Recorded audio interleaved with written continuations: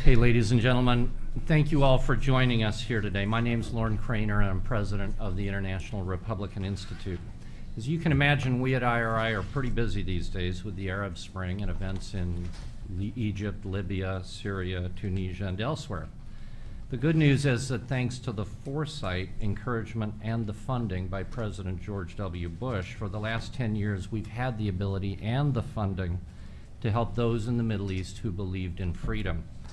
And now that Egyptians, Tunisians, and others are poised to begin running their countries, they remember who helped them in their darkest hours. 10 years ago, in the fall of 2001, we in the Bush administration, Paula and I and others, contemplated how to help end the threat of al-Qaeda. We knew that obviously our brave men and women in uniform would have to deal the ultimate blow to bin Laden, which they recently did, and to other al-Qaeda leaders. But we also knew that our armed forces could never kill every single bin Laden follower.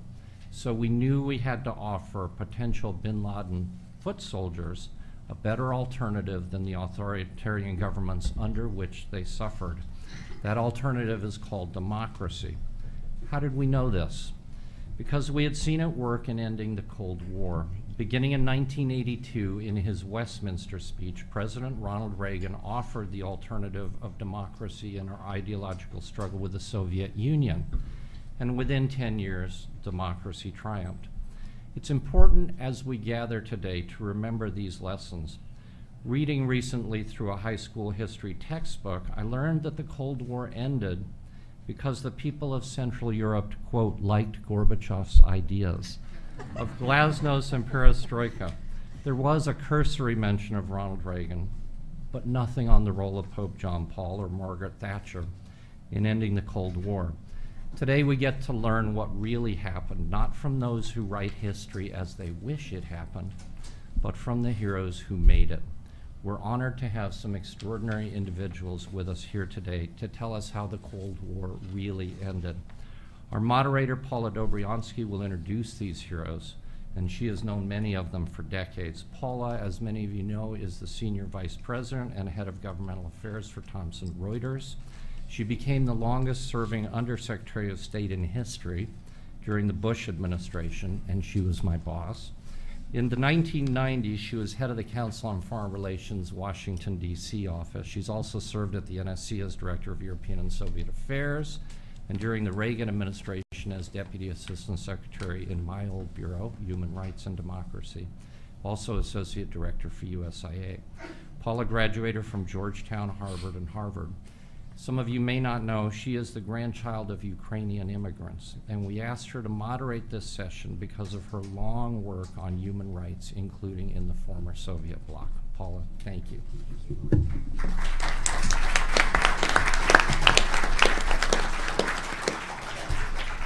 Good morning to all of you. I'm very, very proud to be here this morning and to moderate this panel, and especially with really such an extraordinary and very, very distinguished group of speakers. I first do want to say thank you, Lauren, for your incredible work, both in government and out of government, and your leadership at IRI, which has been tremendous.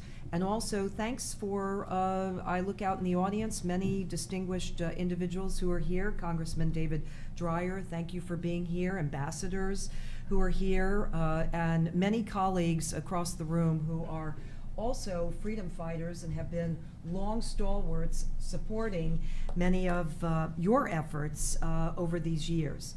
I'd like to go to immediately introducing our extraordinary panel because I want you to hear from them and that we spend time going through their own respective situations in the past and how the outlook looks today for everyone. First, we will be hearing from Prime Minister Jansa.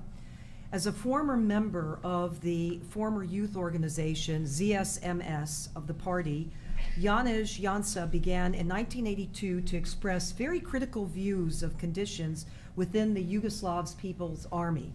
These were labeled as counter-revolutionary and began his dissident period. Throughout the 1980s, he was under strict surveillance by the State Security Service and suffered political sanctions and limitation of his public work. He became one of the leaders of the Slovene Spring, a movement toward greater personal freedom for Slovenians and independence for Slovenia. He co-founded the first truly independent opposition movement in the country, and he was elected to Parliament in the first free elections in 1980.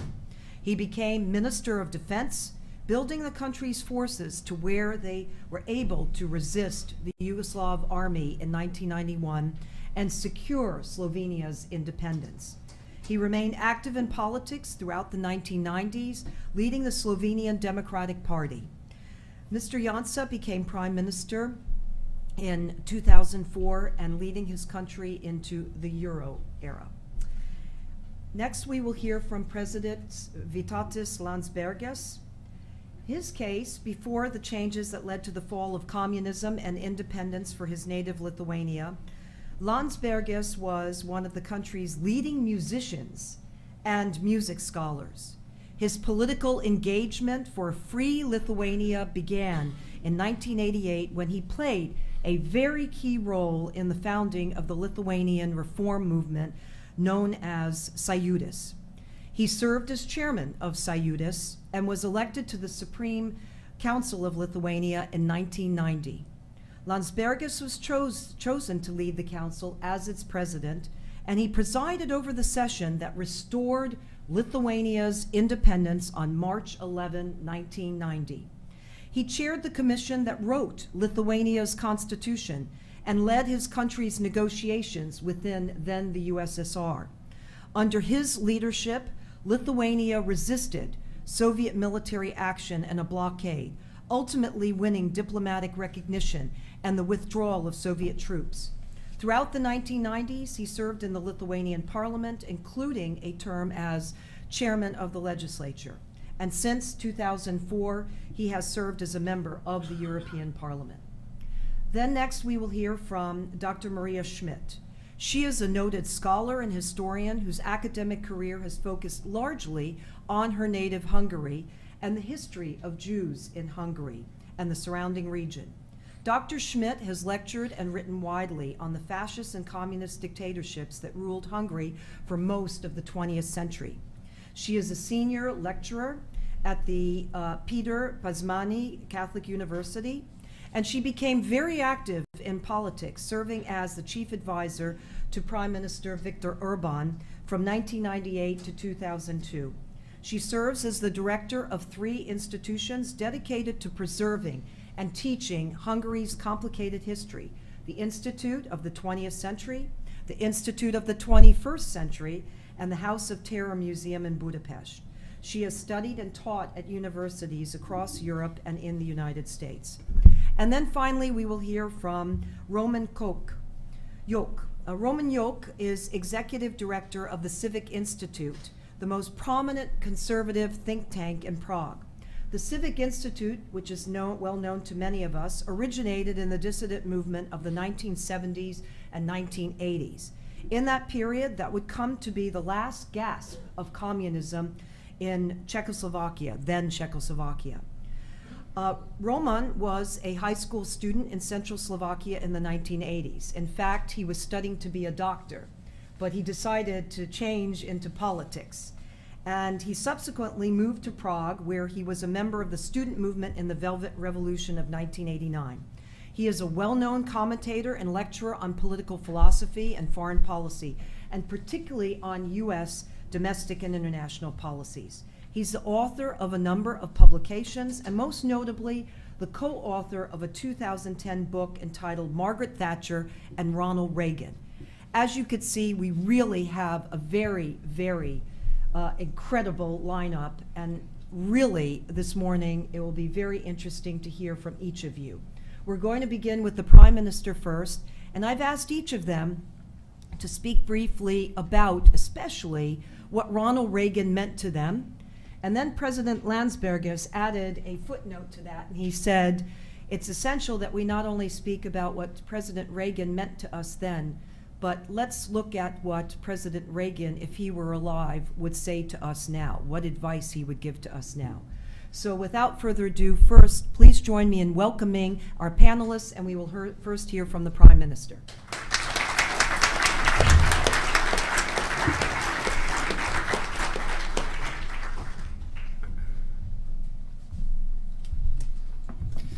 Excellencies, ladies and gentlemen, I'm deeply honored to be able to be here and to speak at this distinguished occasion. We were told that we have 5 minutes, so I will try to make my speech shorter. And I would just like to share with you some of my personal opinions and memories for the times for which now we know that strategically changed the Europe, especially the eastern part of it, but at that time we were not quite aware of all facts. I was born 1 year later, 1 year after Mr. Reagan delivered his speech at 1957, when he described the communist system or the communism as evil force. So I was born in the system which was dominated by this evil force. My father was during the Second World War prisoner of the Nazi concentration camp in Dachau. After the war, he miraculously escaped the communist killing fields in Kočevje, and our family was not treated well because of those facts. But 95% of other people living in our neighborhood or in the whole country were treated the same way. Of course, for us, our system was described and pictured as the best possible, not as the evil empire. United States, the Western democracy, the system of freedom, free elections, respectful of human rights, was pictured for us as something decadent, something which will collapse in the near future. And the communist and socialist system was pictured as a system which has truly at the current time some troubles, but which will prevail, and at the end it will bring the better life for everybody, not only for the rich people, as for instance in the corrupt West. Nevertheless, a vast part of the population didn't believe in this virtual reality. There were letters coming from the relatives living in United States or in the western part of Europe. Some people were able to listen foreign radio stations, and we knew or we sensed that there is different life somewhere, better free life, and there were attempts to change our life to be more like we think the life should be, and what is the reality in some other parts of the world or in the Europe. At 1991, when Mr. Reagan became 40th President of the United States, I wrote my first critical article in small youth magazine for maybe a few hundred readers, and this was the very time when my personal troubles started. They were described briefly in the introduction, so I won't go into details. But at the end, when Mr. Reagan, as President of the United States, concluded his term, second term, in 1988, my troubles reached a peak. I was in prison, put to the military prison, sentenced because they told me that I intended to write an article, not because I did something, but they said, you intended to write something. So I got a year and a half. I was promised 15 years of the prison. This difference arises because during my imprisonment of 2 other young journalists at that time, people came to streets and they protested first time after the Second World War and Communist Revolution openly. Tens of thousands of them came to the street. They demanded free trial for us. They demanded human rights. And also they demanded free elections.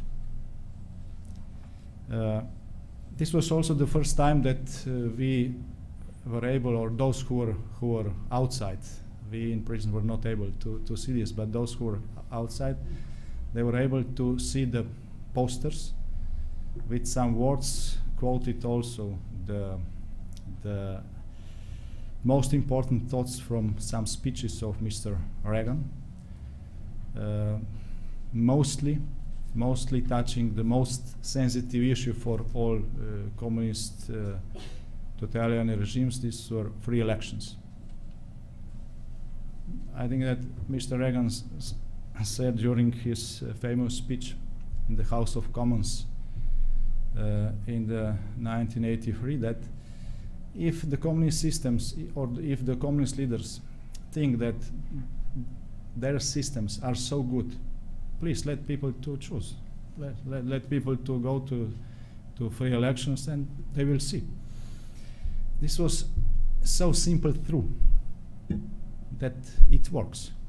And this began also when we were released from the prison. This was then our main slogan: free elections. If you think you are the best, then you will be elected, we told to our communist leaders. After the other changes happened at that time in Eastern Europe, especially starting at Poland and in the neighborhood, and after the fall of the Berlin Wall in November 1989, we also got chances to run free elections at the beginning of 1990, and of course the Communist Party lost its position. This was the positive end of so-called Slovenian Spring. At that time, 20 years ago, we were not completely aware what exactly created those surroundings or those conditions which allowed us to make those changes.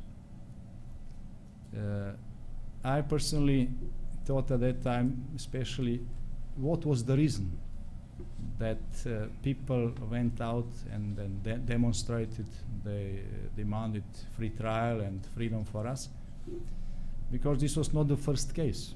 Some of my friends were put to prison a few years ago.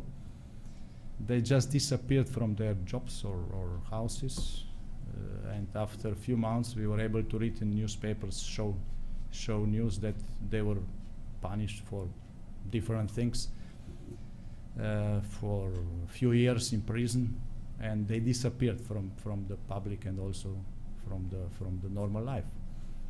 Some of them spent in prison for decades. A few weeks ago, I had the opportunity to have dinner with Adem Demaci. He is Albanian from Kosovo. He spent in prison 34 years.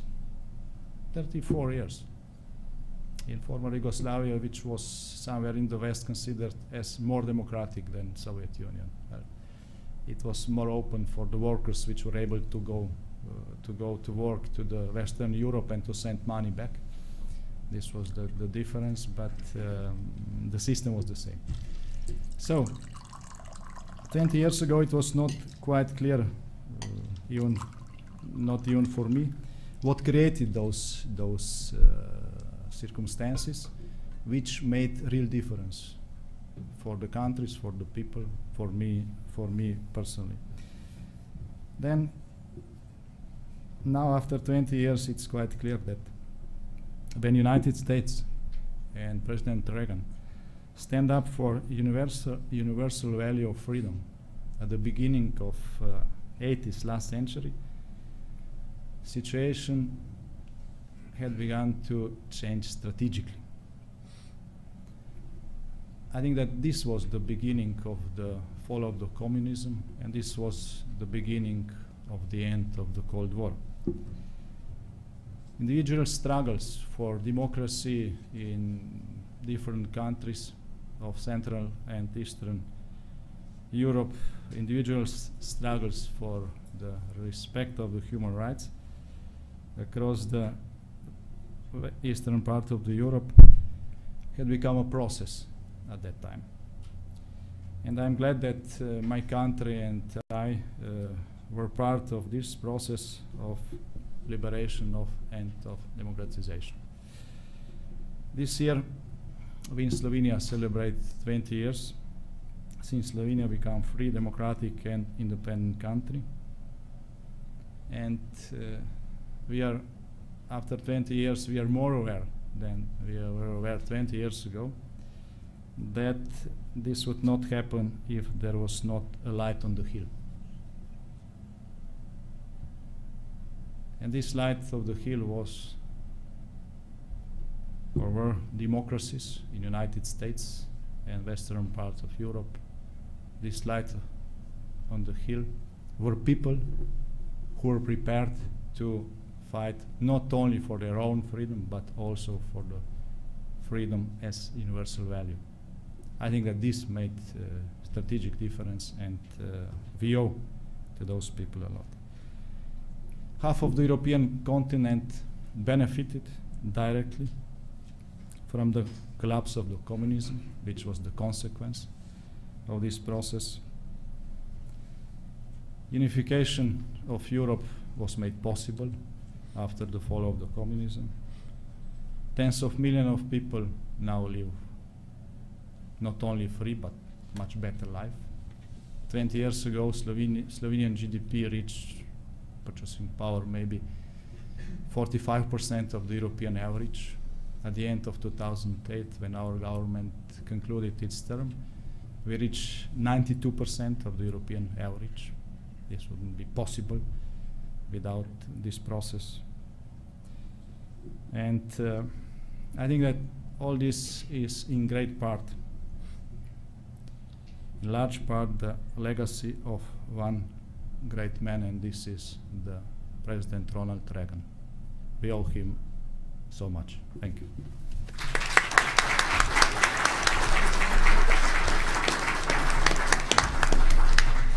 President Landsbergis.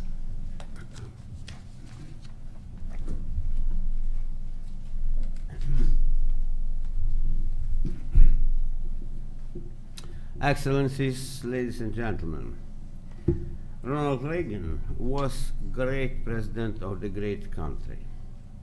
What ways did he run internal matters of the United States, including famous Reaganomics, let's say Americans? I wish to say about his role in transforming the world, which was then at the edge of mortal confrontation, liberating democracy or enslaving communism. One of them should lose. The idea of liberty was fundamental for President Reagan. And I, remembering now the course of history, do appreciate such fundamentalism. He was convinced that slavery for a human being or entire captive nation is an evil and must be abolished. And he acted as the man of conviction, consistently weakening the walls of communism prison. It helped us, the Baltics and other nations' prisoners, to regain finally our liberty from the occupying USSR. In 1991, I paid a visit of gratitude to him, former President of the United States, in his Los Angeles office, to bow my head on behalf of Lithuania. Some years later, being already affected by his unmerciful disease, President Reagan still remembered and agreed to meet again the same visitor from distant Lithuania and distant times. It was the last opportunity to shake his firm and honest hand for everything he had done to change the world for a better. Once again, many years later, when Russian troops invaded independent Georgia, I had a dream. It was about the late president who takes the red line to Kremlin and calls someone, calmly insisting, "Mr. President, stop your tanks." The world of today becomes more and more complicated, but we will not help it complicating ourselves. That is Ronald Reagan, as he continues to exist in our minds, who still may advise us democracy fighters if we ask him. He would never agree, I suppose, to call non-democracies with no rule of law only as different democracies. And he would refuse totally the idea about non-Western, especially Muslim nations, as allegedly sentenced by their civilization to stay out of democracy forever. No.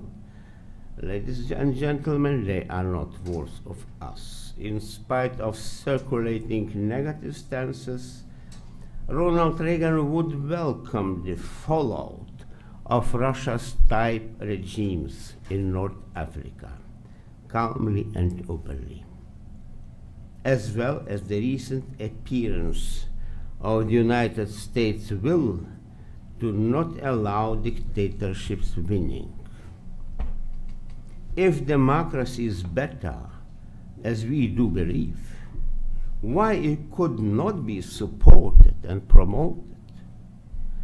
Therefore, the unilateral US disarmament in world's political media, what was recently criticized by Mrs. State Secretary, should not happen, or the balance is to be restored.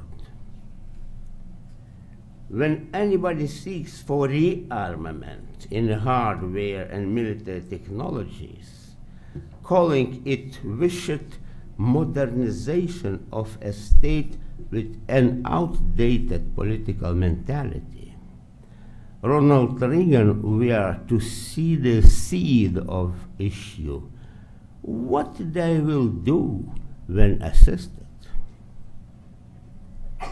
Yes, why not ask him? In a response inter alia about Misty Reset, he would ask us, with whom and for what?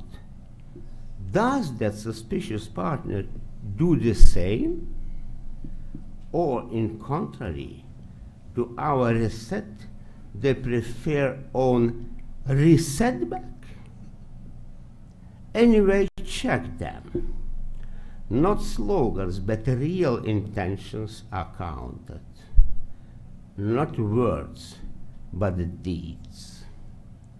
It is the legacy of Ronald Reagan, clear and helpful, and so simple as dawn after the night and evening at the end of day.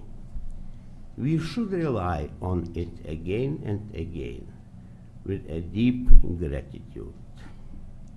I thank you for your kind attention.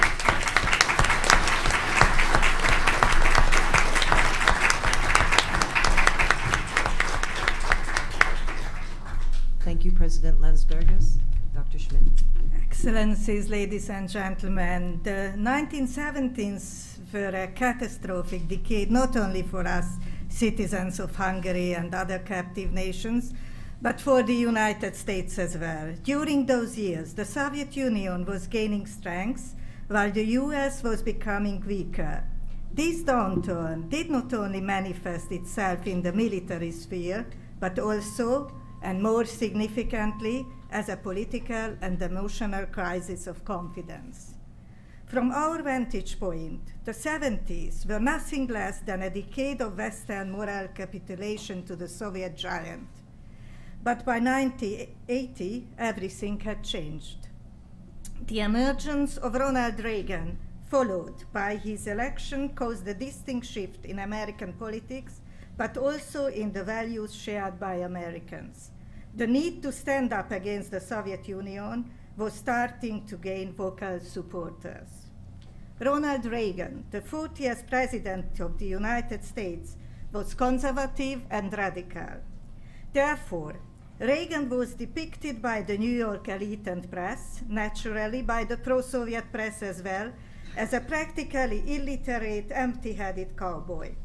The contemporary Hungarian press described him as a warmonger, putting our planet in dire danger. As someone who did not know the first thing about politics or diplomacy, someone who didn't understand the Russians. American presidents had never had a good press in communist Hungary, but Reagan was getting adjectives offending common sense.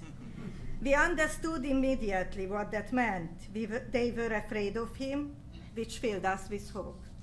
We started paying attention to him. We understood that for the first time, the President of the United States was someone who was acquainted with communists and who had personally clashed with them on innumerable occasions as a trade union leader. Therefore, he knew what to expect from them. He embodied for us the American dream as a self-made man who had fought in his way up to the top and who cared for us too, and who was taking our side. President Reagan realized the great opportunity the Soviet Union's war in Afghanistan meant for the US, as did the Polish Solidarity movement, which shocked communism in Poland in the days after the Jansa coup. Reagan believed that, quotation, "This may be the last chance in our lifetime to see a change in the Soviet Empire's colonial policy in Eastern Europe," and therefore he decided completely to isolate the Soviet Union. The fact that the Soviet Union did not dare to use the Budapest and Prague method, that is open military occupation, to solve the Polish problem, made it clear to Reagan, and to us too, that the communist regime had lost its self-confidence. The legitimacy of communist ideology crumbled, the Red Army was defeated in Afghanistan, while the Poles made it clear that they had their fill of socialism. Its economic performance made it increasingly hopeless for the Soviets to maintain the advantage gained in the arms race. On March 8, 1983, Reagan called the Soviet Union the focus of evil in the modern world. With these words, Reagan excommunicated the Soviet Union from the civilized world. It signified the spectacular end of détente and the start of the new policy. It was the beginning of the rollback strategy. The Soviet Union, the evil empire, had to disappear. We were jubilant, while the communist press was ejecting venomous poison. Reagan was a man of peace. Soon after his election to governor of California, the great Hungarian scholar Edward Teller invited him to visit the weapons laboratory at Livermore, where they worked towards developing a ballistic missile defense system. Reagan accepted and made the trip and received a 2-hour presentation. "What we told the governor was not simple," said Teller, "but he listened carefully and asked perhaps a dozen silent questions." Reagan was often described as someone who liked to shoot from the hip. In that case, he heard about it in '67 and only started shooting in '83.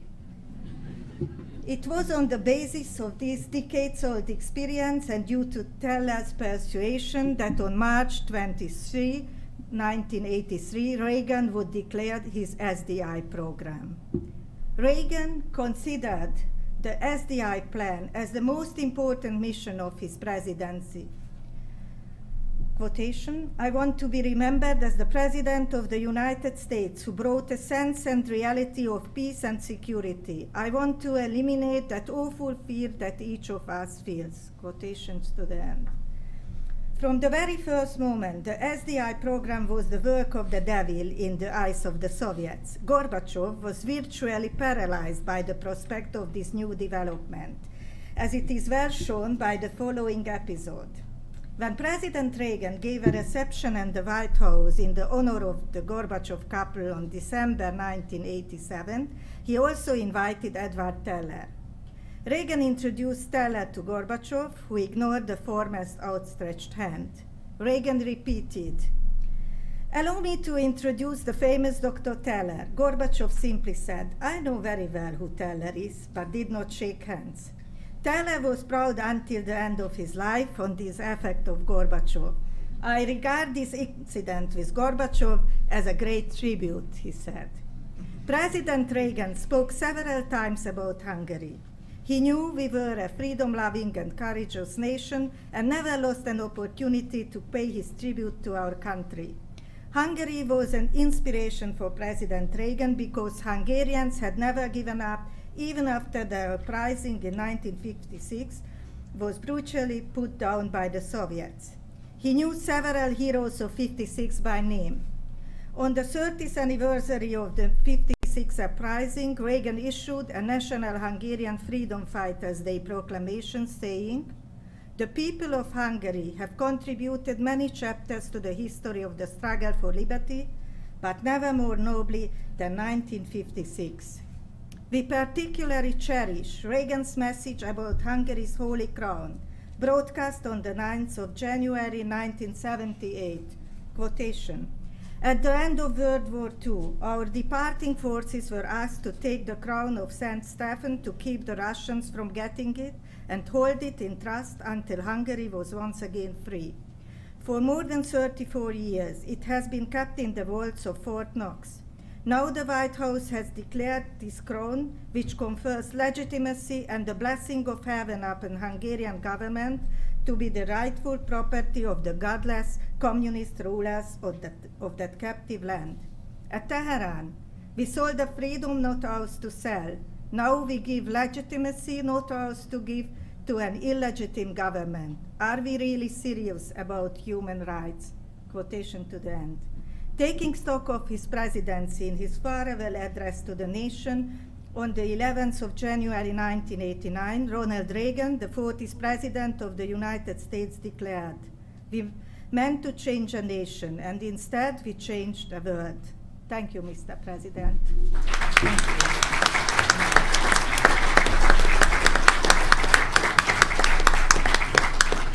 Thank you, Dr. Schmidt. And now we'll hear from Roman Joch. Ladies and gentlemen, dear friends, I was born in 1971, so I was 10 years old boy when President Reagan entered office, and I was 18 years old man when he left the office. What was it to live in communist Czechoslovakia in the 70s and the 80s of the 20th century? The communist ruling classes in Central and Eastern Europe in those decades were cynical opportunists. Very few of them were dedicated believing Marxists. They were not. They cared only for power, wealth, and status. And they simply knew, they knew in their bones that power, brute force, would always prevail over human desires for freedom and democracy. Western self-doubt in the 70s aided their cause. And then Ronald Reagan appeared on the scene. And he terrified the brutes, scared the hell out of them, compelled them, perhaps for the first time in their lives and careers, to entertain a terrible thought. What if Western democracy is not conquered by Soviet militarism after all? What if democracy could prevail over communism? With that man in the Oval Office, it's possible, even likely, perhaps finally inevitable. We can only guess their mental processes. They were something like following. "Comrades, we must be careful. He is tough, probably a madman. We must avoid conflicts with him, otherwise we lose. In fact, we already have lost the arms race. we must take precautions. Ronald Reagan was the first American president who did not wish merely to coexist with the Soviet communism, but to sought to destroy it instead. His approach to that ideology and to that regime is best illustrated by his own words. Quote, "I believe that communism is another sad, bizarre chapter in human history, whose last pages even now are being written." End of quote. We can continue with quotations from President Reagan, and other speakers have already mentioned them. In the British Parliament in 1982, the famous Evil Empire speech in 1983, and so on and so on. How did Reagan win the Cold War? He deployed medium-range missiles in Western Europe to counterbalance Soviet SS-20s already deployed in Eastern Europe. He imposed embargo on construction of Soviet pipelines to the West, restricting revenue of hard currency. The Polish Solidarity Labor Movement received secret funding. Anti-communist guerrillas in Nicaragua, Angola, Afghanistan, and Cambodia received aid, and Grenada was directly liberated by military action in 1983. And then, as Dr. Maria Schmidt mentioned, the Strategic Defense Initiative announced in 1983 was perhaps the most crucial factor. The idea of high-tech missile defense scared Soviets to death. They knew their moribund Soviet economy would not be able to compete with such a massive build-up. They had to negotiate, and from a position of weakness at that. Until 1983, the Soviets had a fighting chance to win the Cold War. After 1983 and the deployment of US Pershing II and cruise missiles in Eastern Europe, they could hope only for a stalemate. And then in 1986, when Reagan refused to give up SDI, at the Reykjavik summit, Soviet leader Mikhail Gorbachev had only one option left: negotiate from a position of weakness, quit the arms race, let Russia cease being a superpower on an equal standing with the United States, and hence, and that's psychologically important, to lose trust, allegiance, and healthy fear of his collaborationist allies abroad. After Reykjavik, communist rulers in Central Eastern Europe knew they could not rely on Soviet help and Soviet intervention in their favor anymore. Gorbachev's intent was not to abolish communism, of course, but to reform and strengthen it. In order to compete with Reagan economically and militarily, he also introduced economic reforms under his Perestroika program. In order to have Perestroika, economic reform, he needed to allow at least limited freedom of speech for economic matters, and thus glasnost, or openness, was born. But people getting some freedoms naturally demanded more and more and more, and that was the way to the collapse of communism. Communism did not collapse on its own. Tyrannies can endure for long periods of time if they are brutal enough. That's a sad observation, but it's true now. The Soviet regime in the 30s, when there was a famine in the Ukraine, was economically ineffective, but was very brutal and very firm. North Korea is economically ineffective, but the regime, because it is extremely oppressive, is firmly in hold of power. Why Soviet empire collapsed in the late 80s instead of, let us say, late 70s? Because previously there was no Western pressure against the Soviets. It was the time of President Carter and Dayton. However, there was a very definite and sustained pressure in the 1980s, generated by Ronald Reagan. That's why he's our liberator, and that's why people in the Central and Eastern Europe are free now. Thank you.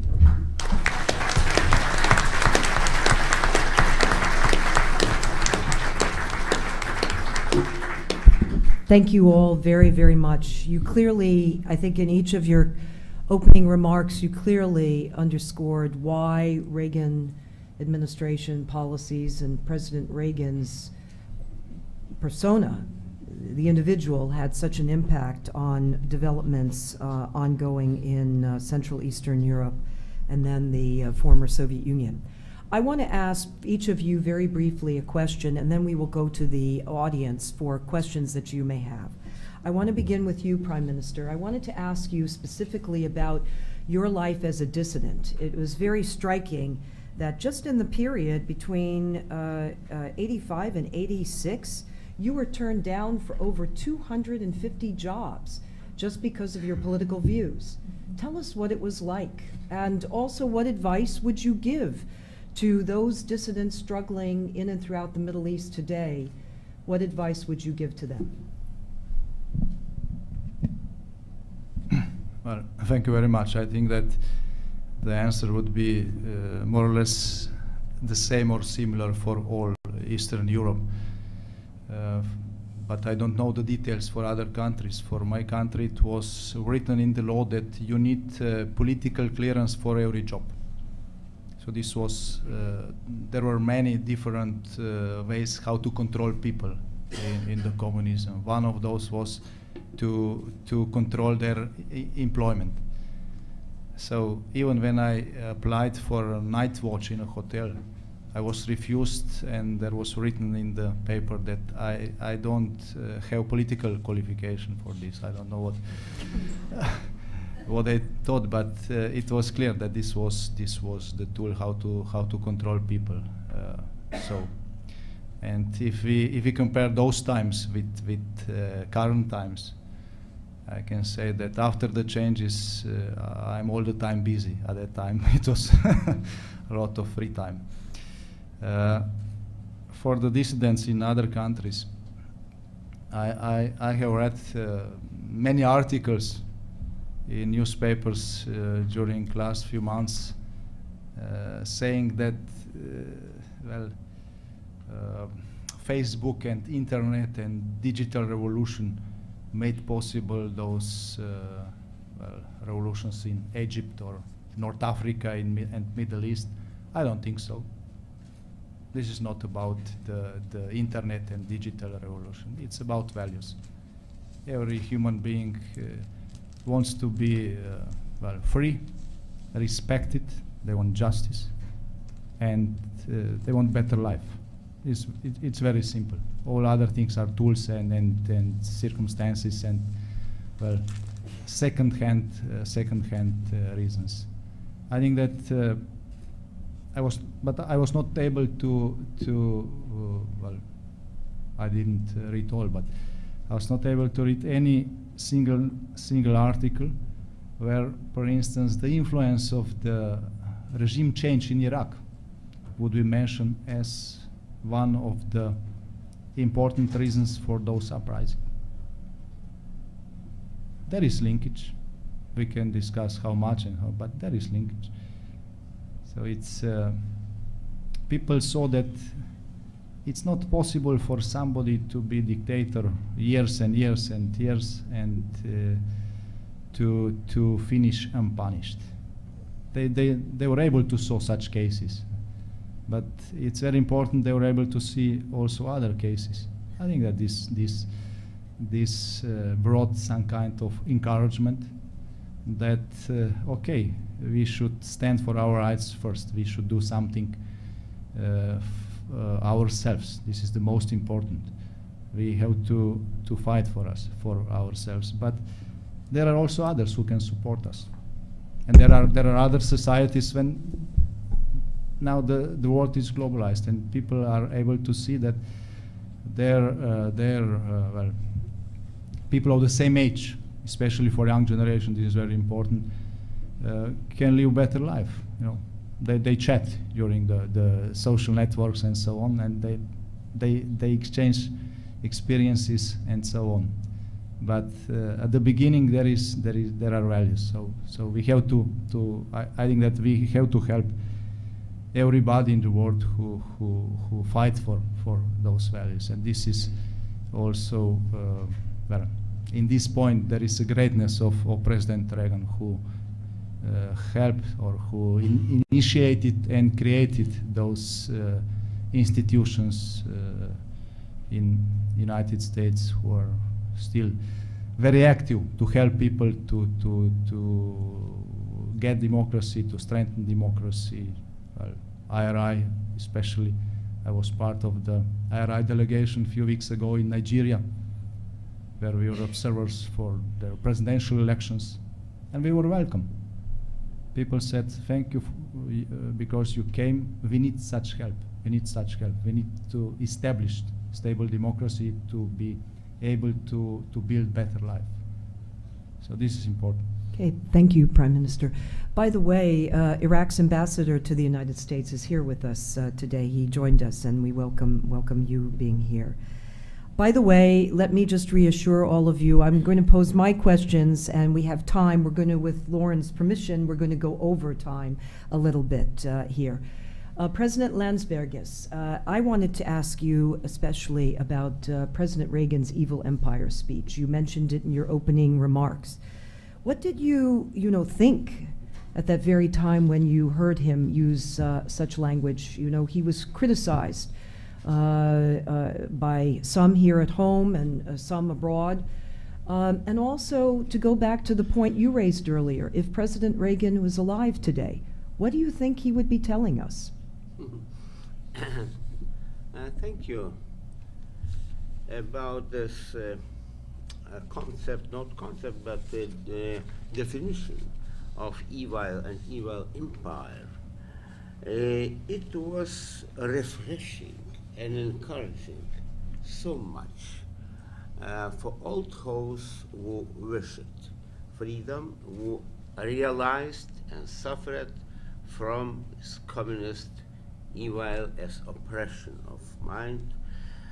It was an epoch of captive mind and a variety of forms to confront it or to abolish it. Now, as I realize much better the deeps of depth of that concept of Ronald Reagan. I could say that it reflected fundamentals of Christianity. Evil is evil and has its own name. Never call the evil a new religion. It cannot be. Evil cannot retain forever. To bless coexistence with evil would be immoral. Thus, the evil of communism, especially that anti-European Soviet communism, should have and it will have an end, and it is the right thing to work on it. President Reagan was an example. To work for the end of evil. And what would he say today? Yeah? Is that what he would say today? Is that what you're saying? What would he say today? He would say, you did right job, but not to the end, my friends. Okay. All right, Dr. Schmidt, let me ask you, Margaret Thatcher said, quote, Ronald Reagan won the Cold War without firing a shot, unquote. What is your view on that? Did he? How much of the credit do you think that President Reagan deserves in this? It's difficult to talk on Margaret Thatcher because she was not a great friend of East and Central Europe, and she did not want the Soviet to give up this part of the world, which is a very sad point in her career. I think that the Cold War was won by the Americans, and Ronald Reagan was the president who achieved it. It's no questions about it, except of some left-wing journalists and historians and university professors in Western Europe. Nobody would say that Gorbachev did a major role in that play. He just was on the losing side. He did not know what he is doing, but Ronald Reagan did know what he is doing, and he was in the early 40s, after the end of the Second World War. He learned how to deal with the Soviets, how to make politics. So his whole life was put on that agenda, and I think that he was the the most prepared politicians who became president of the United States. So if I read almost all his writings and speeches, and it's a great achievement also intellectually. So I think nobody in Hungary would ever came to the idea that Gorbachev won the we are grateful to him because he withdrew the Red Army, but that's it. But he is a loser, and yes, and he is treated like a loser from the Russian side, of course, and that's the situation. But we, and I would like to tell you that in the end of June we will erect a statue of Ronald Reagan in front of the American embassy, where the Soviet memorial is still there, and in front of the Soviet memorial Ronald Reagan will stand, and that will be a great celebration for the whole nation. So we like him a lot. Thank you very much, Dr. Schmidt. Roman Joch, forgive me. I wanted to ask you especially about the work of the Civic Institute and this question about what could be done with drawing upon the experiences of what took place in, say, in Central Europe, and how that is applicable and can be well used for those struggling today in the Arab Spring movements that we have seen. Could you talk a bit about that, and maybe if there are some examples of maybe what you might be doing in this regard? Yes, thank you. I try. The Civic Institute was founded by a former anti-communist dissidents. One of them was a nuclear physicist by training, but of course for political reasons, like Prime Minister Jansa was prohibited to work as a scientist, so he was a cleaner in a metro. He had a lot of time, so he read Hayek, translated Hayek, he read Michael Novak, he read Eric Vogelin, prominent Western anti-totalitarian philosophers, and he translated them into Czech and distributed among friends. Those dissidents who met each other in their houses, flats, they called it underground university. They discussed issues, political, philosophic, economic, foreign affairs, and they dreamt about freedom. When freedom came in '89, they decided to found an institution which will continue in those discussions on the meaning of freedom, and especially on the moral and economic, political, philosophic foundations of freedom. Because they thought, rightly in my view, that it is extremely easy to lose freedom and extremely difficult to achieve freedom. It demands an art and certain civic virtues to preserve free society. On the very fundamental level, in order to achieve free society, you must be able to restrain your power drives. So in order to move the discussion to the Arab Spring, I would say that majority rule is not enough for freedom. Majority rule could be oppressive. Of course, majority rule, or still better, government with the consent of the governed is necessary, but it's not a sufficient condition. You must have other conditions: rule of law, protection of property rights, civic rights, and especially certain anthropology, that a person who disagrees with you politically or is of a different religion has a certain innate dignity and value we all must respect. And if such a concept of a person as a bearer of rights is missing, then majority rule could lead to oppression and tyranny. So my first advice would be to build institutions of a free society, firstly, and have ballots, secondly. First, have liberal institutions, property rights, rule of law, and respect to every single fellow citizen, might he or she be of different political or religious opinions. And lastly, I must say that people in Central Eastern Europe they perceived President Reagan in the 80s as their own spokesman, because he was the only statesman telling the truth about the situation. I remember my aunt. My aunt, she was a housewife, not educated. She worked in a bakery, so she was working woman, not intelligent, very simple, honest person. And when I was 10 years old, or 12 years old boy, she asked me, Roman, have you heard President Reagan on Voice of America telling Soviets the truth about the number of their missiles? Completely different number than we have read in our newspapers. So simple people didn't believe our own rulers a lot. They believed nothing proclaimed by them. But they believed to President Reagan because those at that time criticized speeches as too provocative, like evil empire and so on. They were perceived as just a simple truth by the people. So that's why, in my view, was such a transition towards liberal democracy in the 89 so easy and smooth, because people on the ground were already on your side, on American side, on the side of your regime. I hope that masses of people in the Arab world have the same attitude, that they are psychologically on the side of liberal democracy. But still, I must repeat that majority rule is not enough.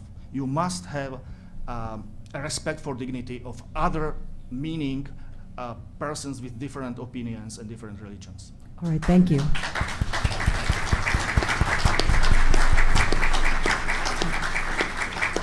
Let's go to the audience. I have permission to run over time, at least 5, maybe 7 minutes, and I hope our luncheon guest speaker will not mind.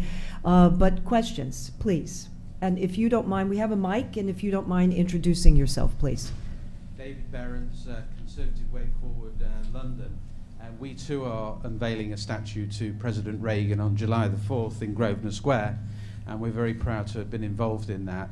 My question is this: in terms of the lessons to be drawn between what happened in Eastern Europe and the Middle East, what was vital then is the leadership of the United States. What do you feel the current administration should be doing in order to lend support for those who believe in true freedom? And as Dr. Joch has said, that it's more than just majority rule, it's also fundamental principles of liberty and freedom as well. Okay, thank you. Very good question. Would you like to? Well, please? I have already tried to mention my view. I would say to strengthen Democrats, liberal Democrats, those who really believe in democracy, and try to empower them as much as possible in their own societies. There are several means: intellectual, political institutions like National Endowment for Democracy, International Republican Institute, many others do a lot. Czech government sent our former ministers who are not in power anymore, but who used to be dissidents, to lecture those Egyptian Democrats on what was the nature of transition from communism to democracy in our country. So lectures, education have a part. Other is empowerment of those parties or those politicians who first are pro-Western, and secondly, really believe in liberal democracy. But let me interrupt, because he wanted to know what were you expecting from, or would like to see from, the current administration, the Obama administration? Are there steps that they could be taking that they haven't been taking? Are there steps that they are taking that you embrace? I have no firm opinion on what is needed to be done more by the Obama administration. I would say I agree with Prime Minister Jansa that regime change in Iraq, followed by many difficult years, had brought seeds of Arab Spring, and the path will be long. And I think that honestly and openly, both America and European governments should stress two issues. First, hatred towards West will not lead you towards prosperity and freedom. You have good allies and friends in the West. And secondly, you must be aware that democracy needs rule of law. Prime Minister. Yeah, thank you. I just want to add a few things. First, I agree. Majority vote is not the only solution. Or it's not the solution enough, but it's very important. Free elections are the core of the democracy. Of course, free elections bring risk. We could see what happened in some countries in Eastern Europe after the collapse of Soviet Union and the communism as a world system. The successors of former communist parties won next elections. They won next elections. We saw this in Lithuania, we saw this in Slovenia, we saw this in many Eastern European countries, but they didn't won those elections forever, you know, for 4 years. Then they were replaced. So the system has changed. Of course, majority voting bring risk, and we should be aware of that. Also, democratic revolutions sometimes, or massive uprisings sometimes bring also the results we are not quite happy about. Look at Iran, what happened in Iran. This is one of the biggest problems for the world peace today. But at the beginning it was, they said, promising. So there is no guarantee. There is no guarantee, but we can help those people. I think that help them to build institutions is at the first place. Maybe at the second place. First, we have to encourage them. And at this point, I don't think that your current administration, and it was the same in Europe, did this well when they should do it. At the beginning, I think so. Okay. At the beginning, there were too much reluctance when it was clear what's happening. It was clear what's happening there, and this was important, especially in Libya. I had some contacts with people there. If the international response came at the same beginning of the uprising in Libya, the situation would be different. It would be different. If the international help came within first 2 weeks, the situation would be different. The price for the end of the process would be much lower. But when we are speaking about situation now, I think that we have to help them to build institutions. One of the founding fathers of European Union, Jean Monnet, said decades ago that nothing happens without the people, but nothing lasts without the institutions. All right, well, thank you for that. We'll take one last question, and you have it.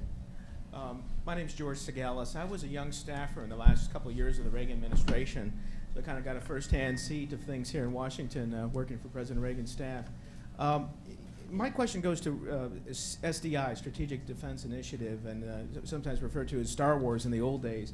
And as you know, this was really a sticking point, a very important and pivotal part of the negotiations between the superpowers in the nuclear arms talks. Particularly the breakdown in 1985 of the Reykjavik summit between Mikhail Gorbachev and President Reagan. When I spoke to Mikhail Gorbachev a couple years later, after the end of the Cold War, I mentioned SDI, and I wanted to see if he was physically upset and or what his response was on this issue to me. And he was physically perturbed and upset, and this was still a very, very important sticking point for him, and he verbalized that to me. So my question really goes to kind of behind the Iron Curtain, if you will. What was the perception going on in the superpower talks, and was this kind of thing even, was it even discussed at all on the street? Okay, thank you. Any reactions from any of you on that? Of course, the communist press attacked him, and we were absolutely sure that if the Soviet Union will lose the arms race, then then it will be over. So I mean, it was always a discrepancy between the official propaganda of the communist regime. Nobody believed in it. Everyone knew what is in the newspapers or in the televisions that pure lies. So nobody believed in it. And I think that we wanted the Soviet Union to lose the arms race. So for us, it was a very good strategic. Nobody ever believed. I was in quite close contact with Professor Teller, and he said that the most important thing was that the Russians believed in it. Not the Americans in the first run, and that was enough. It works because the military elite of the Soviet Union pushed Gorbachev in the direction to invest in this new weaponry, and the Soviet Union could just not do it. That was the main reason they had to give up. But allow me to let back a little bit to the question. I think that the problem is that we are not giving enough time to Iraq, to all these countries. There is not such thing that one system is collapsing and another day a new full democracy is there and everyone knows what to do.